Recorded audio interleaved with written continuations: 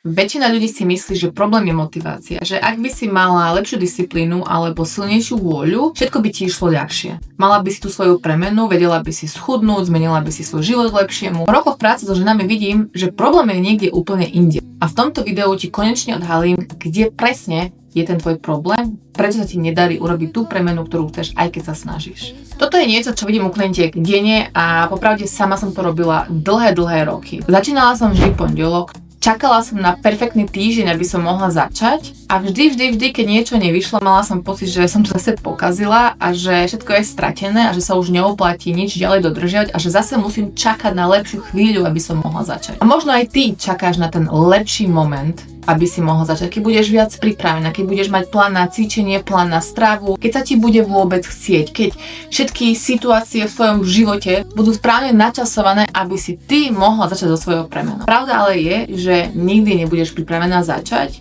a nikto na svete sa necíti pripravený každý deň. Ja sa budem denne s tým, že sa mi nechce, ale idem a umyjem si zuby.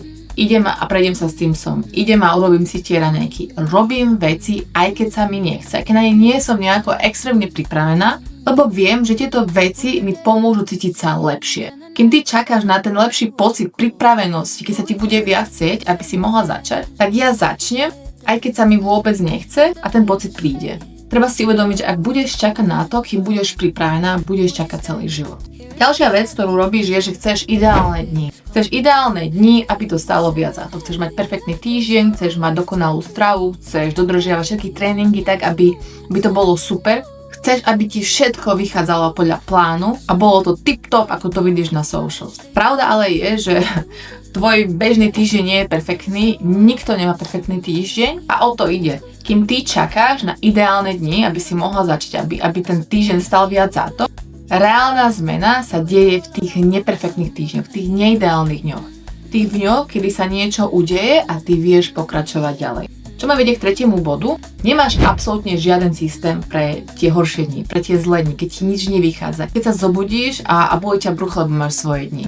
Alebo si jemne chorá, máš nádchu, alebo tvoje deti sú choré, alebo niekto prišiel nečakaj na návštevu, alebo ideš na výlet, alebo na dovolenku, alebo ti kolegyňa v práci ponúkla dezert, alebo ti priniesol niekto koláč. Niekedy sa to ideálny plán narúša z každej strany, nemáš systém, nevieš ako pokračovať v týchto dňoch ďalej. Berieš to tragicky, máš pocit, že okolie môže za to, že ty sa snažíš, že tebe to nejde, pretože z každej strany je nejaká nástraha a nadobúdaš v tomto pocit, že zase musíš počkať, keď tie dni budú ideálne, aby si mohla pokračovať ďalej na tvojej ceste premeny. Ak nemáš systém pre zlé dni, pre horšie dni, pre tie neideálne dni, vždy budeš začínať od znovu. Problém väčšiny ľudí nie je chýbajúca disciplína alebo nedostatok pevnej vôle. Skôr je to, že nemajú systém, ktorý by pasoval do ich bežného života. Ale čo je ten systém? Pýta sa. Stále ho tu dookola omielam. Čo je ten systém? Systém je jednoducho režim. Vieš, čo máš robiť, odkedy oči otvoríš, až pokým ideš spať. A to môže jednoducho vyzerať, že máš 3 hlavné jedlá počas dňa, máš nejaké raňajky, obedy, večere. Je tam tá pravidelnosť a konzistentnosť. Opakuje sa ti to každý deň. Nie, že ideš pár dní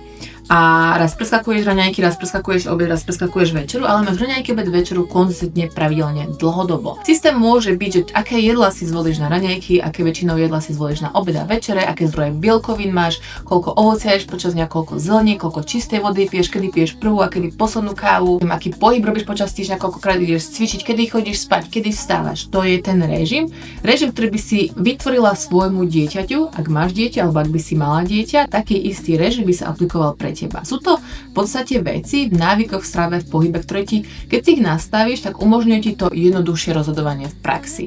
Už nehádaš, čo by si mala, nemala robiť, máš nejaký režim, ktorého sa držíš. Čo ti umožňuje jednoduché rozhodovanie, kdekoľvek prídeš. Ak sa napríklad ocitneš o 4:00 po obede v kaviarni a ty vieš, že tvoj systém spočíva v tom, že nepiješ kávu po obede, tak si objednáš niečo iné. Kde väčšina ľudí by chaosila, nevedela by si, čo si má objednať, tak si objedná kafeín o 4:00 po obede, čo je zase príliš neskoro, potom to vie narúšať tvoj spánok a teda.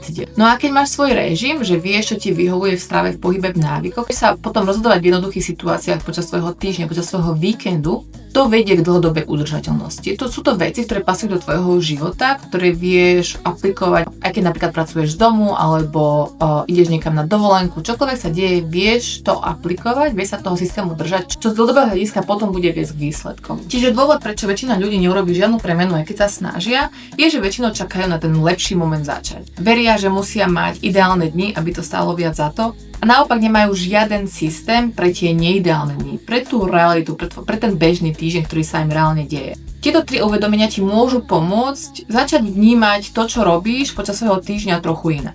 A ak chceš, môžeš tieto myšlienky, ktoré som tu spomenula, premeniť na nejaký skutočný systém, ktorý by fungoval v tvojom živote. Ako reagovať zlý deň, čo robiť, keď okolnosti nie sú ideálne, alebo ako nastaviť udržateľný režim, ktorý bude fungovať v tvojom týždni. No a v mojej Patreon komunite robíme práve toto. Krok po kroku nastavujeme systém, ktorý zvládneš aj v chaotických dňoch. Nie je to len o suché teórii, je to o tom, čo vieš aplikovať hneď teraz. Ak chceš tieto stratégie zažiť so mnou a komunitou žien, ktoré sa rozhodli robiť veci inak, link do skupiny je dole, tam sa budú tieto myšlienky meniť na realitu. Budem ťa tam čakať.